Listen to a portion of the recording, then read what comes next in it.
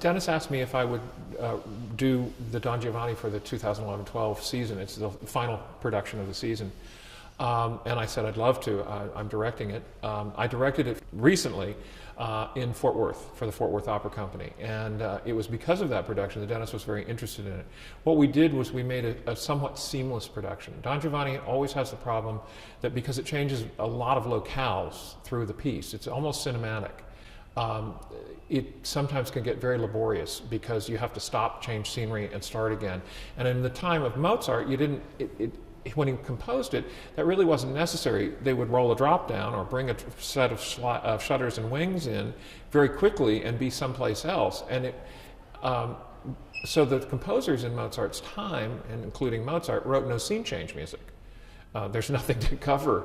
So what I did was I figured out the opera so that it kind of constantly moves, that one scene ends and kind of is working its way off stage as another scene is coming in, and the pieces that you need for that scene are flying in, and some things are coming in this way. It's Keith Brumley's set from Kansas City, and it adapted well to what I wanted to do with it. Keith had designed it a while ago, not really for this kind of production at all. But it just, the way he designed it, lent itself perfectly to what we wanted to do. And so we were able to do it. And it means that you can do the whole show. You don't have to cut it to ribbons, which is usually what happens with Don Giovanni. And that's a shame, because it's a fascinating piece. The production is not modernist, and there'll be no flaming heads or anything like that. Don Giovanni's had a lot of things done to it. It's very traditional. It was a very traditional time period. Spain, all of those kinds of things, purposely, because I think it's a much more romantic story and a much more interesting story that way. I think one of the things that I look for in the piece is the relationships between Don Giovanni and Leporello, the relationships between Donna Anna and Don Ottavio.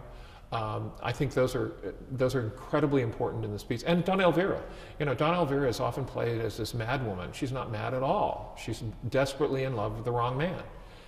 And at the moment she was seduced by Don Giovanni, he was in love with her. One of the things I always feel about Don Giovanni is that he is in love with the moment. And when the moment's over, it's over. And he's not sometimes very nice about it.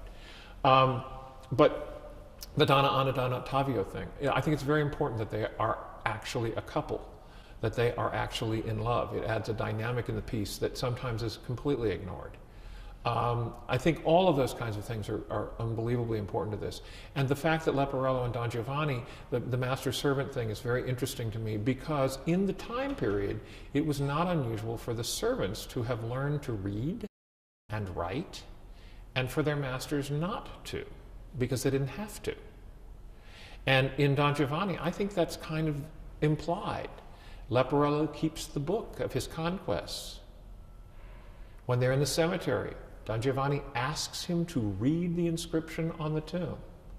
I don't think that's just because he's being a pompous person. I think it's because I don't think Don Giovanni can read, and Leporello can. And it's the beginning of the rise of the middle class. And it's a fascinating story when you start looking at it that way. If you look at Zerlina and Mazzetto, the same kind of thing. It's all of this feudal system falling away and the rise of the middle class. And that's an underlying theme in the piece, which I think keeps it from becoming a pure out-and-out morality tale, which I think can sometimes scuttle the boat. So that's what I'm looking forward to it. I love the piece. It'll be my 9th Don Giovanni, yeah.